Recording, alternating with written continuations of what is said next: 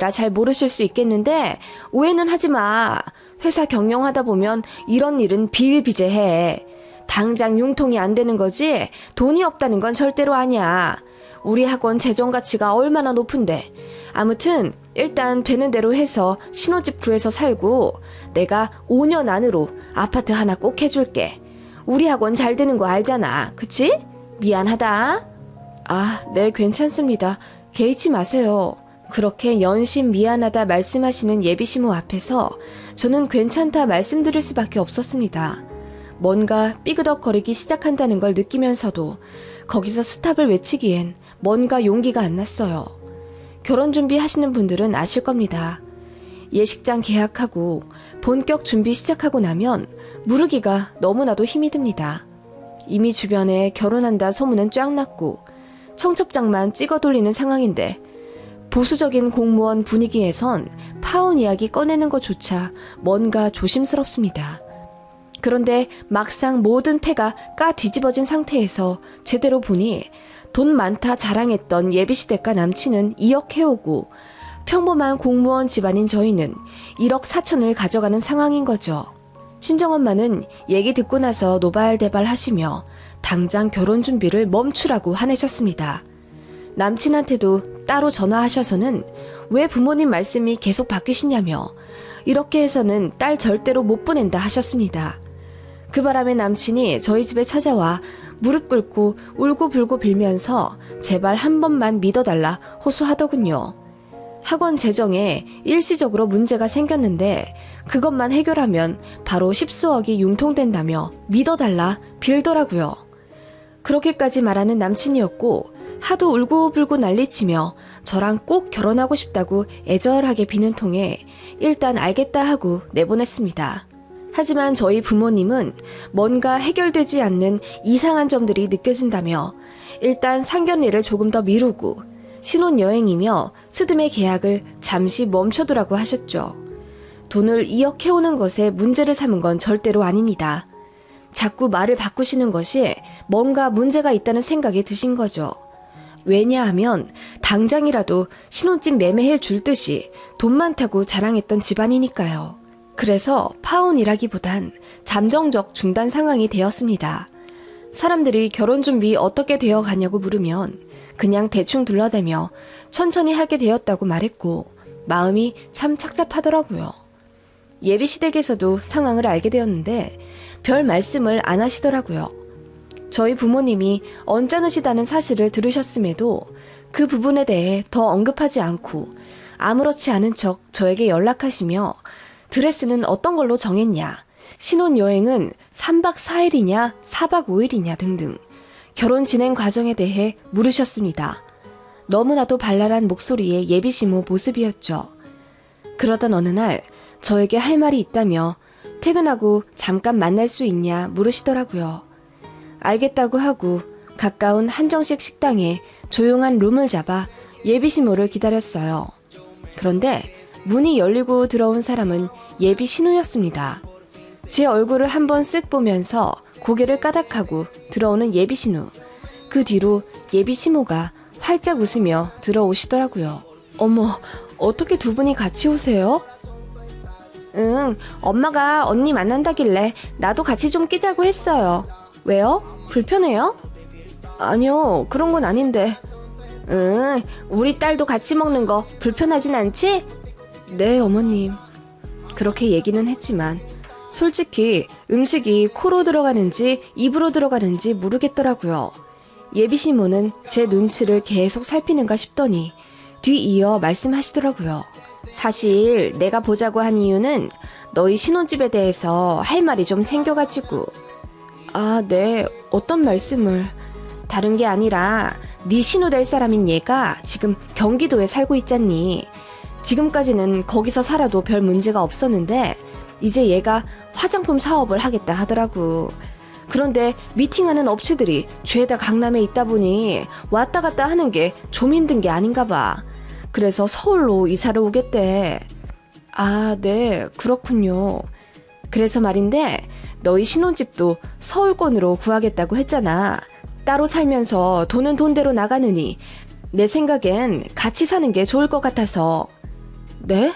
같이 살라고요? 제가 그 말에 너무나도 놀라 입을 다물지 못했습니다. 예비 신우는 옆에서 거들며 이러더군요. 저도 언니가 불편해할 것 같아서 같이 살고 싶진 않았는데요. 거기 우리 엄마 아빠가 2억 넣어준다면서요. 그러면 뭐 저도 숟가락 얹어도 되지 않을까요? 네? 아니 그게 무슨 말씀이세요. 그리고 저희 부모님도 1억 해주신다고 하셨어요. 게다가 저는 4천만 원이나 더 가져가고요. 그래도 모자라서 대출까지 받아야 하는 상황인데요. 제 말에 예비시모가 불편해하는 티를 내며 그건 알지. 얘 돈은 있다가도 없는 거고 없다가도 있는 거 아니겠니? 당장 우리가 처음 말했던 것보다 돈을 조금 해가는 건 맞지만 앞으로 얼마나 더 줄지 모르는 상황인데 그렇게 말하면 내가 섭하지. 그리고 좌우당간 너희 집보다 돈 더 해가는 건 기정사실이잖니. 2억이나 해준다는데 요즘 누가 2억을 턱턱 내준다니? 아니 어머님, 얘 말 맞다나? 솔직히 우리가 그 정도로 돈 해주는 것도 있는데 방 한 칸 내주는 게 그렇게 어렵니? 그냥 작은 방 하나 주면 돼.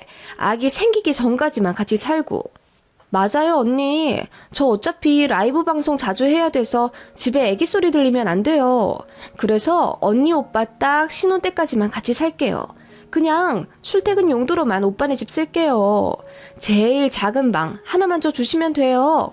그리고 밥은 저 식단하는 게 있으니까 따로 먹으면 돼서 제 밥까진 안 차려주셔도 돼요. 좋죠? 너무나도 당연하게 방 한 칸 내어주길 요구하는 예비시모와 신우 때문에 저는 어이가 없어서 헛웃음이 나왔습니다. 그래서 참다 못해 말했어요. 저희 부모님도 1억 같이 내어주시는데 그럼 제 동생도 잠깐 들어오라고 해도 되나요? 그 말에 예비시모가 얼굴이 벌개지시며 말씀하시더군요. 그게 무슨 말이니? 사돈 처녀도 같이 드리겠다고? 네, 제 동생도 지금 서울에서 대학 다녀요. 자취하고 있는데 뭐하러 돈 따로따로 나가게 쓰고 있나요? 저희 신혼집 들어오라고 해서 다 같이 살죠 뭐. 아니, 그게 말이 되니? 어떻게 우리 아들이 처제랑 같이 살아? 그리고 네 신우까지 살면 세상에 집이 복작복작해서 어떻게 살아? 그게 하숙집이지 뭐니? 그러게요. 그게 하숙집이지 무슨 신혼집인가요? 그런데 어머님이랑 아가씨 말씀에 따르면 2억 해주셨으니까 제가 신우랑 같이 살아도 된다는 논리시잖아요. 그런데 저희 친정에서도 돈 해주시는데 당연히 제 여동생 불러도 되죠.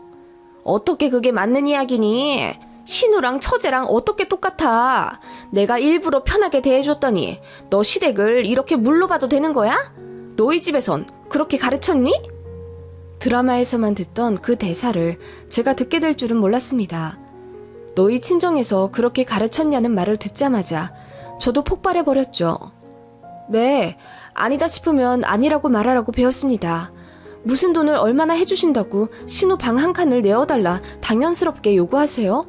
말이 좋아 방 한 칸이지 저더러 신우 뒷바라지하며 살라는 말이잖아요. 빨래 해주고 밥 해주면서 무슨 식모도 아니고요. 시댁 우습게 안다는 말 들으니 더 확신이 드네요. 제가 이를 악물고 한마디 하자 예비신우랑 시모가 얼굴이 울그락불그락하며 저에게 손가락질을 하더라고요. 엄마, 이 언니 완전 미쳤어. 그러게, 너 정신이 나갔니? 시댁 가족 하나같이 살자는데 그렇게까지 우리한테 화낼 일이야? 우리 딸이 꽁으로 있겠다는 것도 아닌데 너 우리가 돈 다 안 해주니까 본색 드러났구나. 너 같은 속물은 우리가 사절이야. 당장 우리 아들한테 전화해서 너랑 파혼하자고 해야겠다. 그렇게 말하시는 예비 시모에게 저도 당당히 외쳤습니다. 전화하지 마세요. 뭐라고? 그래, 파혼은 좀 그렇지? 그럼 당장 사과해. 아니요, 제가 전화하겠다고요. 파혼하겠다고. 그렇게 말하곤 제가 전화기를 들어 남친에게 전화를 걸었습니다. 그리고 남친이 전화 받자마자 저는 파혼하자고 한마디 하곤 전화를 끊었죠. 그렇게 자리에서 일어났더니 예비시모가 당황해하면서 정말 이대로 끝낼 거냐고 제 옷자락을 잡으시더군요. 뿌리치고 일어났습니다. 그렇게 전부 끝나버렸죠. 남친은 뒤늦게 사실 알고 헐레벌떡 달려와 미안하다고 사과하며 다시 결혼 준비하자고 파혼을 물러달라 부탁하더군요. 뭐가 미안하냐고 물으니 남친의 황당한 말. 2억밖에 못 보태서 미안해. 신우까지 데리고 살아야 하니 우리가 적어도 3억은 가져갔어야 했는데 라고 하더라고요. 어찌되었건 남친네 집에서는 신우를 저희 신혼집에서 같이 살게 하려고 계획을 짰었나 보더라고요. 그 집에선 신우 말에 워낙 꼼짝을 못한다네요. 정말 황당했고 어차피 파혼까지 한 상황에 다 까발려 얘기해보라고 했습니다. 왜 자꾸 예비시모의 말이 바뀌었는지 그것부터 설명해보라고 하니 얼머무리던 남친이 마침내 입을 열더군요.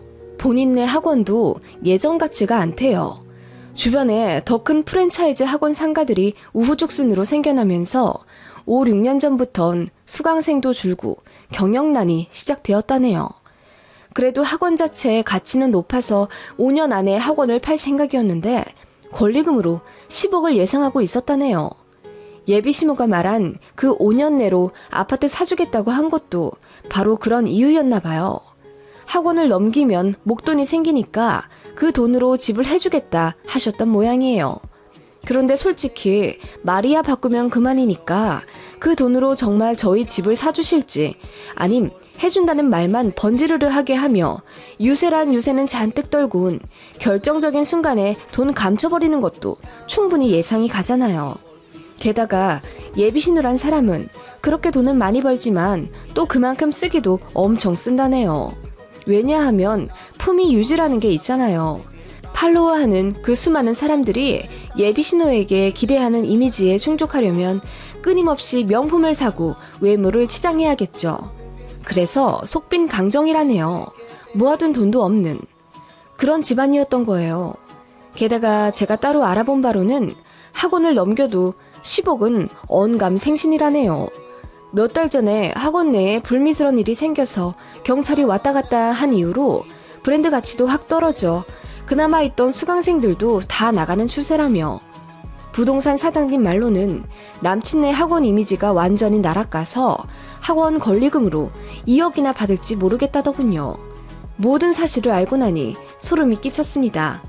눈 가리고 아웅도 유분수지 일단 결혼부터 하고 나면 그만인 건지 손바닥으로 하늘을 가리면 당장은 행복할지 몰라도 상대와 상대 집안까지 그렇게 속인 채 그것도 모자라